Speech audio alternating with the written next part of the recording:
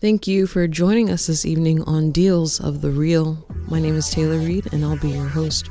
We'll be discussing the whys and hows of seasonal jobs, seasonal living, all that good stuff.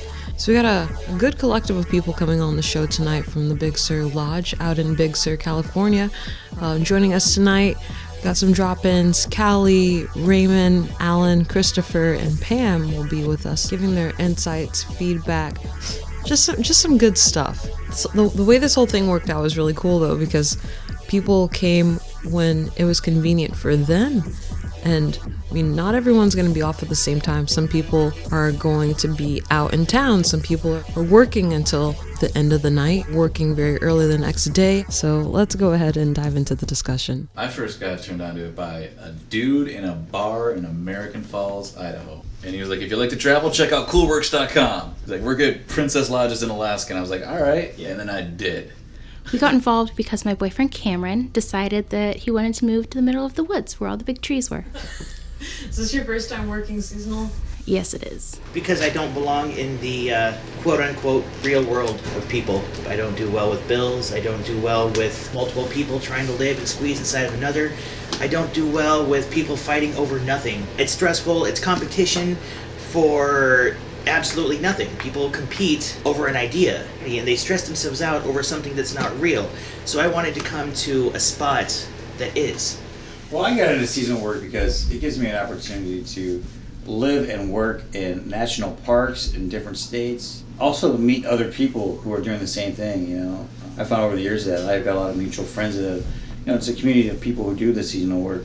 I was looking for a way to come back out west. Cool. So we happened to be having family dinner that day. So, you know, I'm like, I just want to let everyone know that I got an interview next week for the Grand Canyon. It's exciting. Nothing is more unappealing to me than like having a job where you're just going to be working there for like 20 years or 30 years, and you're on the same place of employment every day. And like, yeah, that's great, and you make a living. But I like the idea of going somewhere new, or even returning, you know, to a park, which I have. Yeah, that's why I do it. I have to go. And they offered me a retail position. I'm like, oh God, yes, please. I almost couldn't sleep for like a week. I was so excited at the thought of being able to live at the Grand Canyon. What do you do when you go back to real life? You ever get that question? It's like, what do you do in the real life? I'm never going back. They're like, this is the real life. You're living the fake life where they planted the trees in the cities. These trees grow naturally.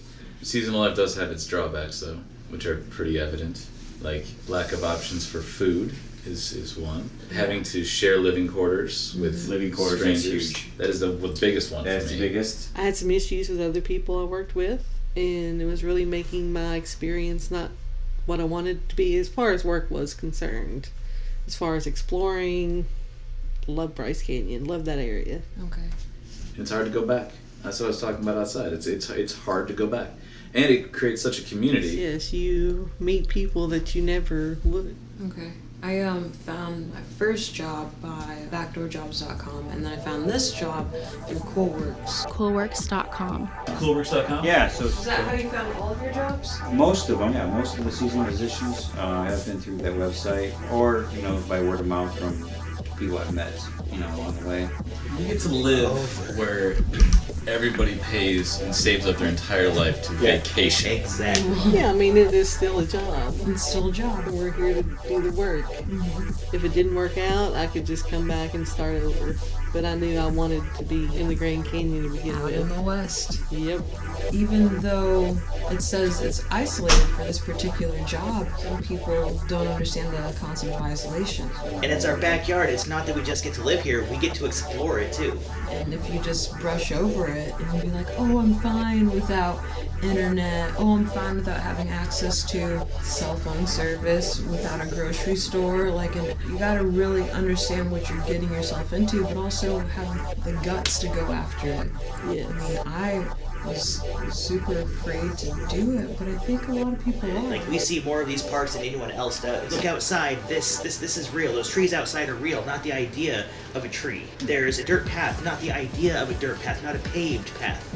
Now, these things are real. It's like National Geographic in your face. It's awesome. I got out from behind the TV, and now I get to see these places in the real. All right, so that's all the time we have for tonight on Deals of the Real. Thanks for joining me, your host, Taylor Reed, and all the other wonderful staff members of Big Sur Lodge. Really appreciate you guys. Thanks for all your help. And happy working, happy living. We'll see you next time.